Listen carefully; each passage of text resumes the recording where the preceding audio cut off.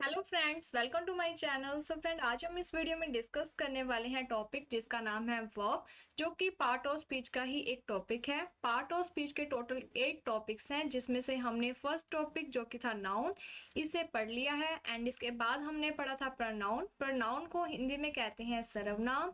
इसके बाद जो नेक्स्ट टॉपिक था वो था एडजेक्टिव। ये जो तीनों टॉपिक्स हैं, इन सबको हमने क्लियर कर लिया है। आज का जो हमारा टॉपिक है उसका नाम है वर्ब। ये जो टॉपिक है इन्हें आपको लाइन वाइज ही पढ़ना चाहिए, क्योंकि जो नाउन है वो क्या होता है, एक ऐसा वर्ड जो कि प्लेस, पर्सन, थिंग, इन सभी का क्या नाम को शो करता है। इसके बाद जो प्रोनाउन है वो क्या होते हैं, तो प्रोनाउन ऐसे वर्ड्स होते हैं जो कि नाउन की जगह पर आकर नाउन को ही रिप्रेजेंट करते हैं। एडजेक्टिव क्या होते हैं, तो ये नाउन और प्रोनाउन के जो वर्ड्स होते हैं उनके साथ आकर नाउन और प्रोनाउन की विशेषता को बताते हैं। एडजेक्टिव को हिंदी में कहते हैं विशेषण। इसके बाद जो नेक्स्ट है उसका नाम है वर्ब। वर्ब क्या होती है, तो वर्ब को हिंदी में कहते हैं क्रिया।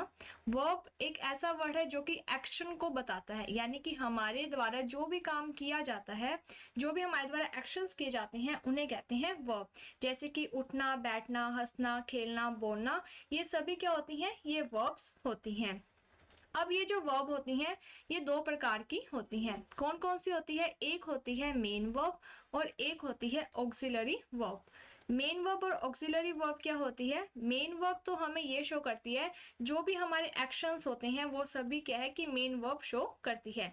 जैसे कि लाफ वर्ड अगर आ रहा है तो इससे आपको पता चल रहा है कि इंसान हंस रहा होगा, तो क्या वर्ड आ गया, लाफ। इसी तरीके से अगर ईट वर्ड आ रहा है तो इससे आपको पता चलेगा कि खाने के बारे में बात हो रही है, कि कोई खाना खा रहा है, इस तरीके से। ठीक है। ऑक्सिलरी वर्ब है जो उसमें किनका यूज होता है, तो इसमें हेल्पिंग वर्ब्स का यूज होता है। ऑक्सिलरी जो वर्ब है इन्हें हेल्पिंग वर्ब्स भी कह सकते हैं। ये जो है हेल्पिंग वर्ब्स, ये क्या है कि जो भी एक्शन हो रहा है उसके टाइम को शो करती है, यानी कि वो जो एक्शन है वो किस टाइमिंग में हुआ है इसको शो करती है ऑक्सिलरी या फिर हेल्पिंग वर्ब्स। इसमें क्या है कि 3 मेन वर्ब होती हैं हेल्पिंग वर्ब। कौन कौन सी, बी, हैव और डू।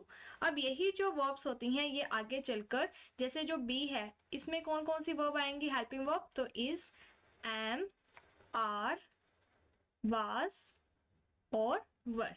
ये जो हेल्पिंग वर्ब्स हैं ये इसमें आती हैं, जिसमें से जो स्टार्टिंग की 3 है इज, एम, आर, ये तो क्या है कि प्रेजेंट को शो करती हैं, और जो वाज वर है ये पास्ट को शो करती हैं। और ये सभी जो वर्ब हैं बी वाली, ये कौन से टेंस को शो करती हैं, तो ये कॉन्टिन्यूअस को शो करती है, यानी कि हमारा जो एक्शन है वो अभी कंटिन्यू है, वो अभी चल रहा है, इसीलिए क्या है कि इन हेल्पिंग वर्ब्स का यूज किया जाता है।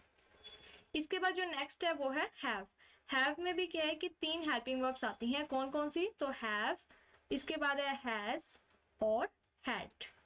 अब ये जो 3 हेल्पिंग वर्ब है इनमें से स्टार्टिंग की 2 हेल्पिंग वर्ब है ये तो प्रेजेंट में यूज की जाती हैं, और जो हैड है ये पास्ट में यूज की जाती हैं।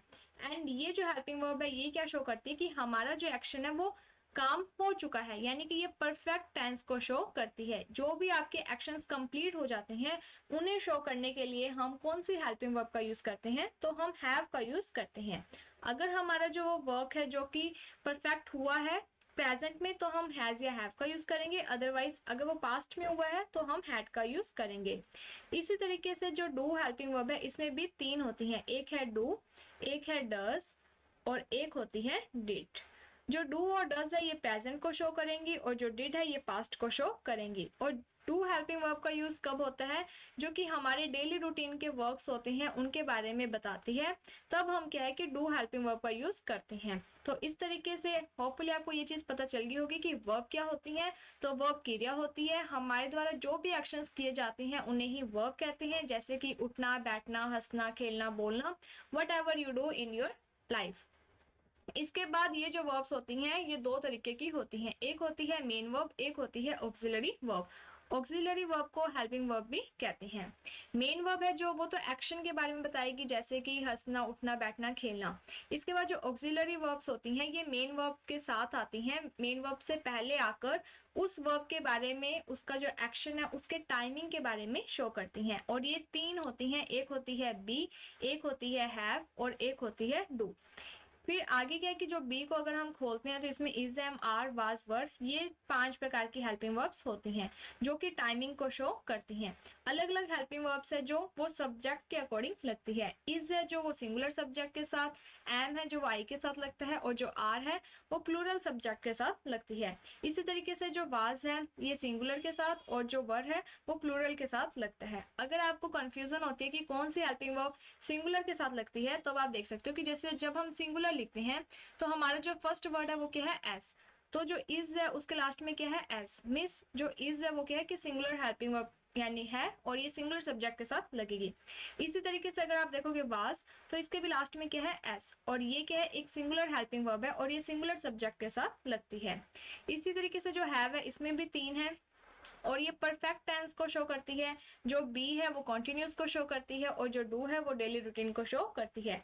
यहाँ पर हैव है जो प्लूरल के साथ, और जो हैज है वो सिंगुलर सब्जेक्ट के साथ लगता है।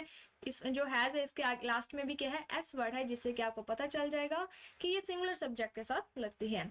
इसी तरीके से और जो हैड है वो चाहे सिंगुलर सब्जेक्ट है चाहे प्लूरल है, दोनों के साथ ही लग जाती है, बट ये कब लगेगी, जब पास्ट परफेक्ट के बारे में बात हो रही होगी।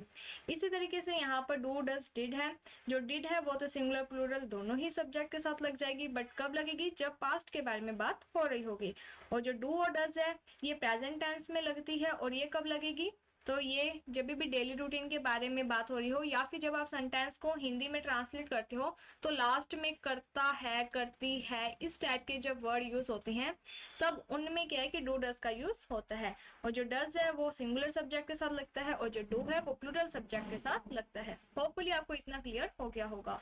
अब हम बात कर लेते हैं वर्ब के टाइप्स के बारे में, कि वर्ब है जो उनके कितने टाइप्स हैं। तो यहाँ पर हम लिख देते हैं टाइप्स ऑफ वर्ब।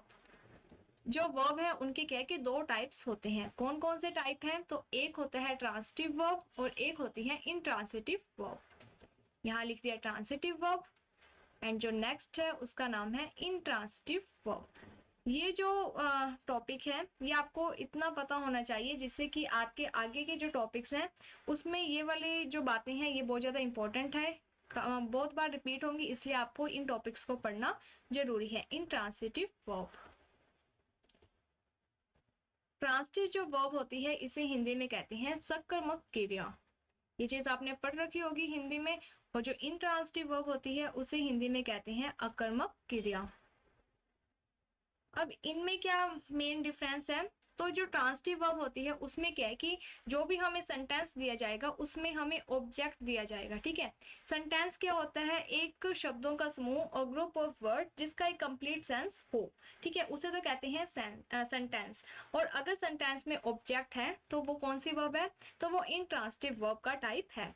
अगर उसमें ऑब्जेक्ट नहीं है फिर भी क्या है कि आपका सेंटेंस का पूरा मीनिंग निकल रहा है, तब वो कौन सी वर्ब है, तो वो इंट्रांसिटिव वर्ब है। जैसे कि यहाँ पर सबसे पहले हम पढ़ लेते हैं ऑब्जेक्ट के बारे में, जो कि हमने पिछली वीडियो में हर एक वीडियो में लगभग डिस्कस किया है। ऑब्जेक्ट है जो वो 2 होते हैं, एक होता है क्या जो हमें क्या का आंसर देगा, और एक होता है जो हमें किसे का आंसर देगा। अगर हमें व्हाट का आंसर मिल रहा है तो भी वो ऑब्जेक्ट है, अगर हमें होम का आंसर मिलता है तो वो भी क्या है, ऑब्जेक्ट है। मीन्स कि जो ऑब्जेक्ट है वो 2 प्रकार के होते हैं। एक ऑब्जेक्ट होते हैं डायरेक्ट ऑब्जेक्ट और एक होते हैं इनडायरेक्ट ऑब्जेक्ट। डायरेक्ट ऑब्जेक्ट जिसमें हमें क्या का आंसर मिले, व्हाट का आंसर मिले, और इनडायरेक्ट ऑब्जेक्ट जिसमें हमें होम का आंसर मिलता है। तो जहां पर भी आपको ऑब्जेक्ट मिल रहा है वो हो जाएगी ट्रांसिटिव वर्ब, और जहां पर आपको ऑब्जेक्ट नहीं मिल रहा है फिर भी आपके सेंटेंस का पूरा मीनिंग निकल रहा है, तब वो हो जाएगी इंट्रांसिटिव वर्ब। जैसे कि यहाँ पर हम एक एग्जांपल कर लेते हैं, ही wrote a letter। और इसी तरीके से एक और एग्जांपल यहाँ पर लिख देते हैं, she is swimming। तो यहाँ पर जो 2 एग्जाम्पल हैं दोनों ही एग्जाम्पल का मीनिंग निकल रहा है। ये भी अपने आप में कंप्लीट सेंटेंस है और ये भी अपने आप में कंप्लीट सेंटेंस है, लेकिन ये दोनों ही सेंटेंस है जो वो क्या है कि वर्ब के अकॉर्डिंग डिफरेंट है। ये वाला जो सेंटेंस है ये तो है ट्रांजिटिव वर्ब का, और ये वाला जो सेंटेंस है ये है इंट्रांजिटिव वर्ब का। अब ये क्यों है तो इसके बारे में देखो, ही रोट, तो ही क्या है हमारा सब्जेक्ट, जहां पर भी हमें होम का आंसर मिलता है, हु का आंसर मिलता है वो होता है हमारा सब्जेक्ट। रोट ये है वर्ब, कौन सी वर्ब है, तो ये हेल्पिंग मेन वर्ब है। यहाँ पर हेल्पिंग वर्ब क्यों नहीं आई है, क्योंकि यहाँ पर वर्ब की सेकंड फॉर्म डायरेक्ट आ चुकी है, ठीक है। इसी तरीके से यहाँ पर अ लेटर यानी कि ही रोट, वह लिख रहा है, क्या लिख रहा है, एक लेटर। तो हमें यहाँ पर किसका आंसर मिला, व्हाट का आंसर मिला। तो ये जो अगर हमें व्हाट का आंसर दे रहा है तो ये किस प्रकार का ऑब्जेक्ट है, तो ये डायरेक्ट ऑब्जेक्ट है। मींस मेन बात ये है कि हमें ऑब्जेक्ट मिल चुका है और ऑब्जेक्ट क्या है, अ लेटर। तो ये किस टाइप का सेंटेंस है, तो ये ट्रांजिटिव सेंटेंस है, या फिर ये कह सकते हैं कि ये ट्रांजिटिव वर्ब है। इसी तरीके से यहाँ पर लिखा है कि शी इज स्विमिंग, कि वो तैर रही है। तो शी क्या हो जाएगा, सब्जेक्ट है, ये इज है जो ये हेल्पिंग वर्ब है, और स्विमिंग ये हो जाएगी आपकी मेन वर्ब। जो इज एम आर होता है या वाज वर्ब है, इसके साथ हमेशा वर्ब की फर्स्ट फॉर्म के साथ क्या आता है, आईएनजी, ठीक है। ये चीज क्लियर रखना। अब यहाँ पर देखो कोई ऑब्जेक्ट नहीं है, लेकिन क्या कि हमारे सेंटेंस का पूरा मीनिंग निकल रहा है, इसीलिए ये कौन सा सेंटेंस हो जाएगा, तो ये इंट्रांजिटिव वर्ब का सेंटेंस है। होपफुली आपको ये जो चीज है वो क्लियर होगी। वर्ब में आपको ज्यादा डीप नहीं पढ़ना है, बस आपको ये पता होना चाहिए कि जो वर्ब है वो होती क्या है। वर्ब को हिंदी में क्रिया कहते हैं, मीन्स जो भी एक्शंस हमारे द्वारा किए जाते हैं वो सभी क्या होती हैं, वर्ब। जो वर्ब है वो दो तरीके की होती है, एक होती है मेन वर्ब, एक होती है हेल्पिंग वर्ब, जिसे ऑक्सिलरी वर्ब भी कहते हैं। मेन वर्ब हमारे एक्शंस को शो करती है, और जो हेल्पिंग वर्ब है वो हमारे एक्शन किस टाइमिंग में हुए हैं उसके बारे में शो करती है। इसके बाद जो वर्ब है इसके दो टाइप्स होते हैं, एक होता है ट्रांजिटिव टाइप और एक है इनट्रांजिटिव वर्ब। ट्रांजिटिव वर्ब को हिंदी में कहते हैं सकर्मक क्रिया, और जो इनट्रांजिटिव वर्ब है उसको हिंदी में कहते हैं अकर्मक क्रिया। जहां पर हमें ऑब्जेक्ट का पता चलता है वो होती है ट्रांजिटिव वर्ब, और जहां पर हमें ऑब्जेक्ट के बारे में नहीं पता चलता है फिर भी हमारे सेंटेंस का पूरा अपना एक मीनिंग होता है, तो वो होती है इनट्रांजिटिव वर्ब। तो यहाँ पर हमने एग्जाम्पल के थ्रू इसे समझ ही लिया है।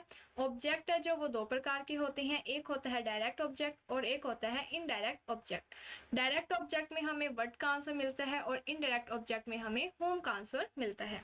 तो यहाँ पर एक हम एग्जाम्पल कर लेते हैं ऑब्जेक्ट से रिलेटेड, जहाँ पर हम एक डायरेक्ट ऑब्जेक्ट का एग्जाम्पल देख लेते हैं और एक हम देख लेते हैं इनडायरेक्ट ऑब्जेक्ट इनडायरेक्ट ऑब्जेक्ट का।